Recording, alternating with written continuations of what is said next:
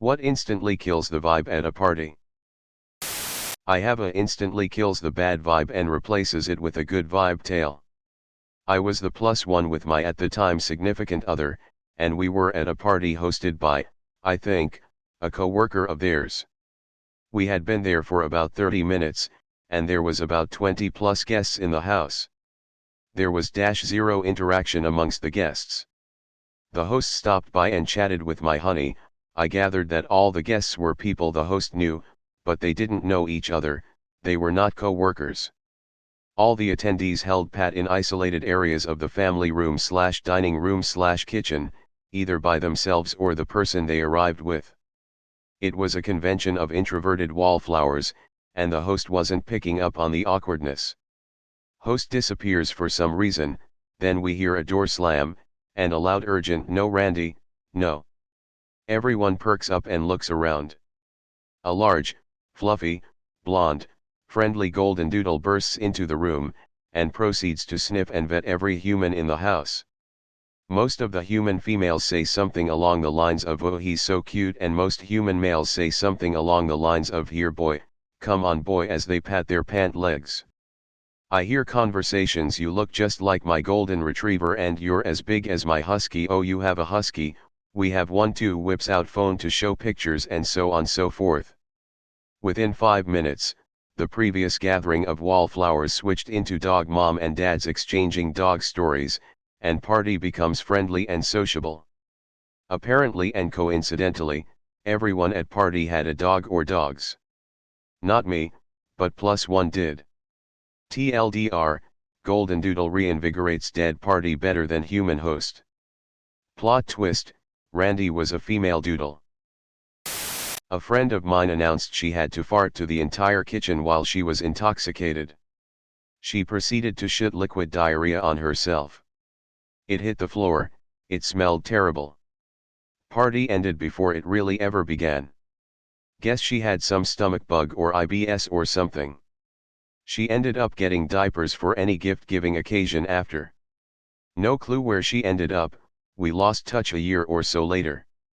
Edit: I've had some experts weigh in to tell me nobody with IBS trusts farts, so I'm going to bend the knee to those soldiers battling their own colons and rule out IBS. I'll leave it in though for continuity. Nah, that's from drinking too much. It does give you the shits. When I was drinking one night in my kitchen with my husband, I took a shot and stood there for a minute and thought I had to fart. As I went to do it, I knew it was a mistake and made a total mess. I was naked except for a robe, and that robe was totally messed up, and so were my legs. Thankfully it was just my husband and I, so I got laughed at and told it happens, and I went to the toilet and took a shower.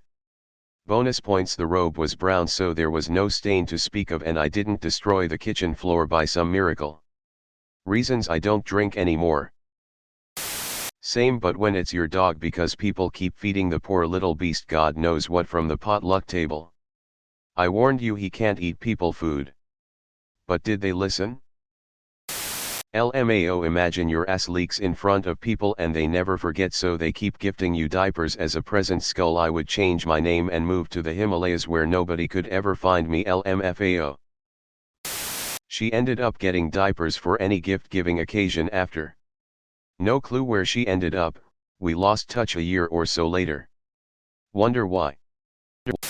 Rule number 467: never fart when drunk. Always assume it's shit.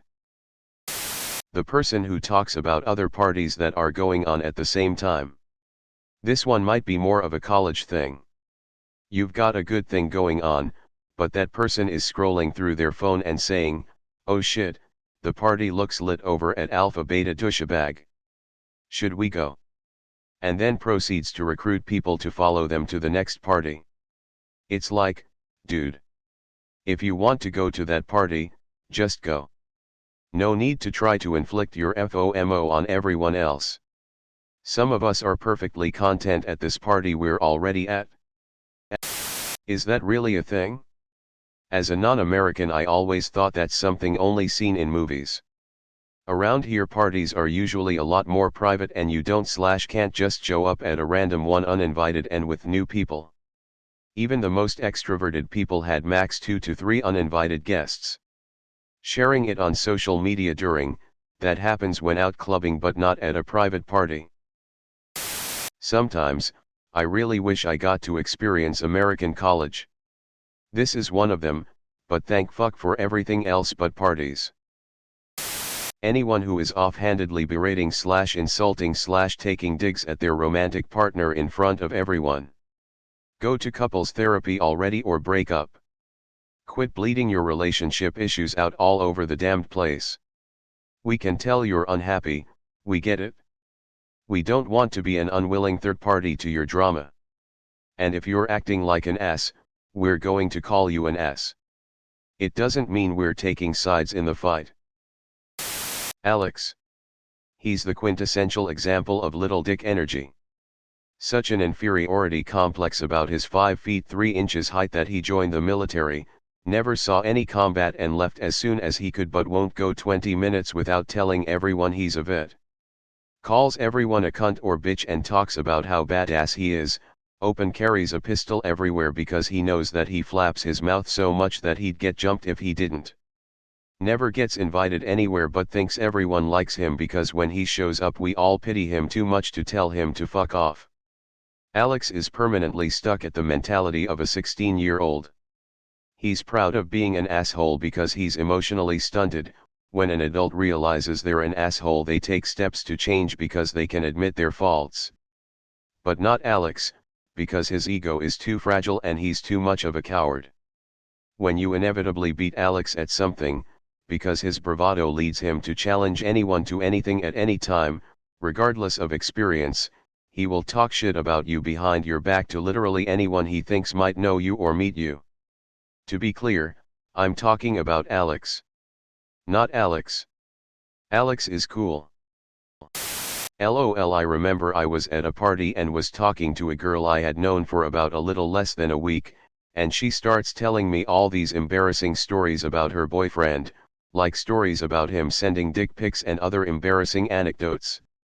I'm standing there thinking to myself, I wonder if her boyfriend would appreciate her blabbing these stories around to random people she's known for less than a week. Wasn't exactly a super serious relationship issue, but it was funny. One time, my brother, 14 at the time, wanted to see how hard it would be to dig out a 1 meter x 1 meter square hole out of the ground, Minecraft inspired. He spent a good amount of time over a weekend digging, until he got bored. It was mostly finished. Fast forward a couple months. I throw a party at my dad's house and we're having a blast. A bonfire out back and everything. A kind-hearted attendee noticed the pit in the ground and made it his duty to guard the pit, for he did not want anyone to get hurt. Someone got hurt. Spoiler alert, it was him. He fell into the pit, our brave guard.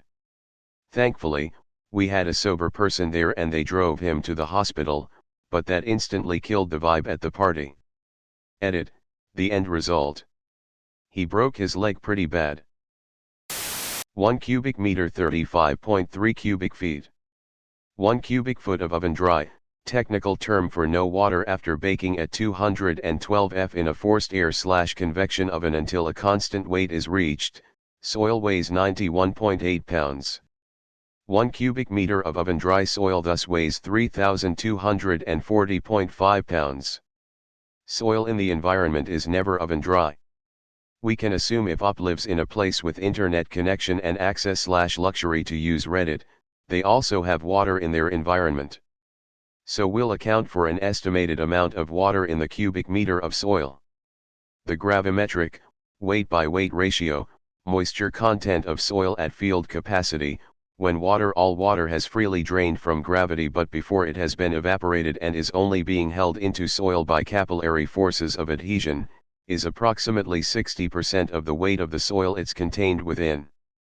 The weight of water in 1 cubic meter of soil thus weighs 3,240.5 pounds x *0.60 or 1,944.3 pounds. Thus, 1 cubic meter of moist soil weighs 3,240.5 pounds plus 1,944.3 pounds or 5,184.8 pounds. Ops brother is a unit. Isn't 1 meter approximately 3 feet? I understand how you'd break your leg falling that far, but you'd have to be pretty drunk to do it. Yeah, I'm gonna be the one that says don't have a party while there's a giant hole in your yard. My most vivid memory of a party abruptly ending. At a friend's house, big house party going on, we're hanging out in the living room. MMA is still relatively new to the mainstream, so every guy thinks he's an MMA all-star all of a sudden. Two guys, friends, start play wrestling in the center of the room.